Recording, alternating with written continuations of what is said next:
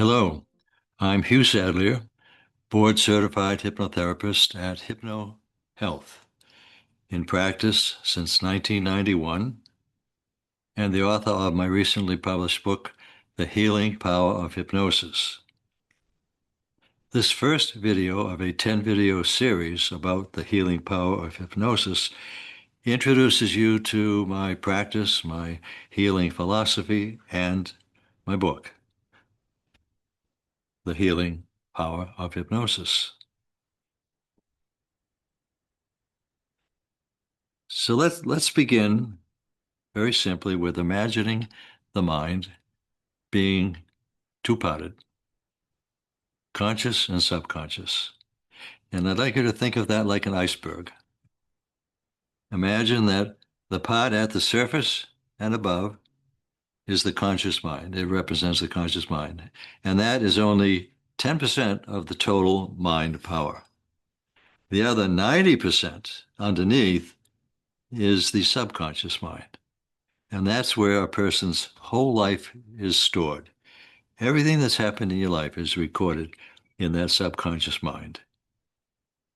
And that's what we do with hypnosis. With hypnosis, we work at disconnecting the conscious part of the mind so that we have full access only to the subconscious. And sometimes that takes a little doing, but usually it's pretty straightforward because the conscious mind is with some suggestions, just encouraged to get out of the picture, take a break, disconnect for as long as you're in that hypnotic state. And then when the person comes back to a full consciousness, everything is right back to normal. So the conscious mind sometimes tries to get in the way, and we have to kind of massage it a little bit.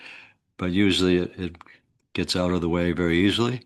And that subconscious mind then is ready and willing to help, to answer questions.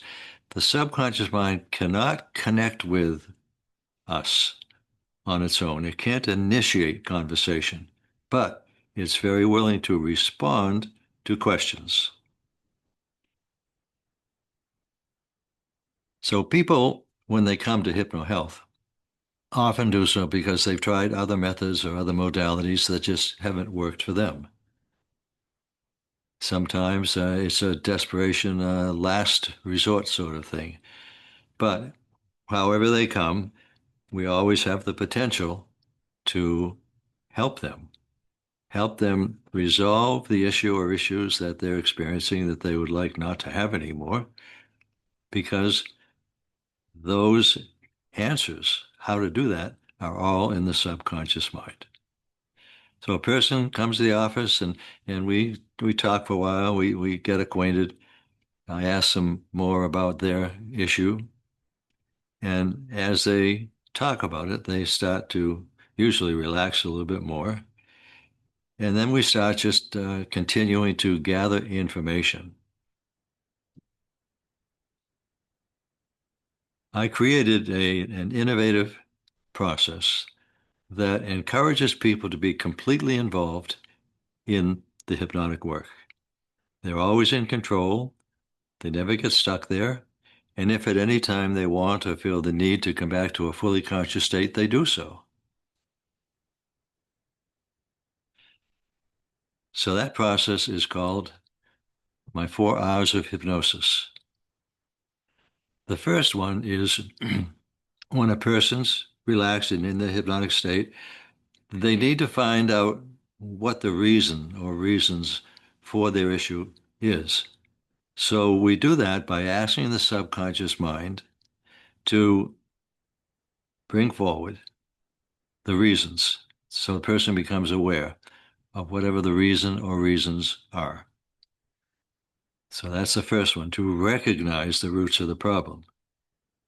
The next R is to release the impact of each of those roots.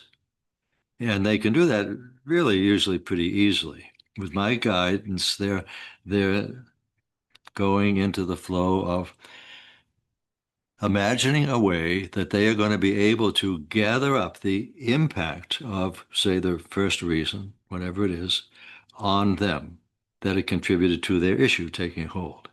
So they gather it up in their mind, And then they're going to find a way to release it so completely that its impact on them and on what had been the problem is gone, gone for good. People do that in their own way, as there are different ways, as many as there are different people. But they find a way, or if they're a little bit uncomfortable initially, I might give them a few suggestions. I mean, I might say that they could imagine gathering up the first root of the problem, all aspects of it. I have it all ready now to release, and then maybe they just imagine releasing it to the universe where it just goes up and disappears. Or maybe they'd be standing on a high place like a safe mountain, and they have it all gathered up, and they're going to just throw it away, and the prevailing wind from behind carries it off into the future forever so it never can come back. Maybe they want to burn it like a bonfire till there's nothing left. I mean, it can be anyway. So the person does that in their own way. And then they tell me when they have completely disconnected the impact of each root. Each time they do that, they project ahead in their mind. Now, this is the third R, because they have released something from their subconscious mind. And to that subconscious mind, it's real, even though it seems like just a casual process to us. To the subconscious mind, it's directly involved. And when it enables the person to release the impact of something, then that creates a void in the subconscious mind. So as the person projects ahead after that, and they imagine the new them, they imagine what they're going to be able to be like or become like as a result of being free of that particular root of the problem. So they are going then to do that in such a way that that becomes their reality with some repetition. So what they're doing now is replacing, filling that void with positives, positive thoughts, feelings, images that represent how they are becoming. And then the final key, the fourth R that really completes this circle, is that they reinforce what they've done. And I work with them on that so that they're reinforcing both things that they've done. And I suggest this to their subconscious mind to help them do it. So they're going to reinforce that everything that they disconnected as far as the impact on them for each root is gone for good, can't come back. Everything that they've replaced that with is getting stronger and stronger every time they connect with it. So they do that by coming up with a word or words when I ask them to that just reinforces and connects firmly with that whole process of having released what they needed to and replacing it with what they want. And that then becomes their affirmation, their personal affirmation for conditioned response. That enables them with various techniques that I teach them to reinforce over and over and over, because that's how habits usually take hold. And the more they do it, the stronger everything takes hold. Everything that's been released, everything that's been replaced. And so that process allows them to become healed from their original issue. So once they've done that, then I make a recording, a personalized recording that's based on all the notes I take as we work together. And that just becomes another way, especially when they listen to it when they're in self-hypnosis, which they learn how to do all on their own in the first session. And then that combination has just become so powerful that in as little as 3 to 4 weeks, new habits can take hold.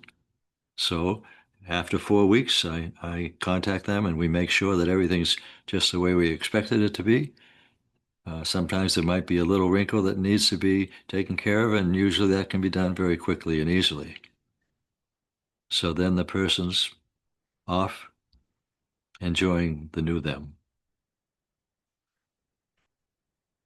Marilyn Gordon, who is a board certified hypnotherapist, a certified instructor, a life transformation teacher, an author and healer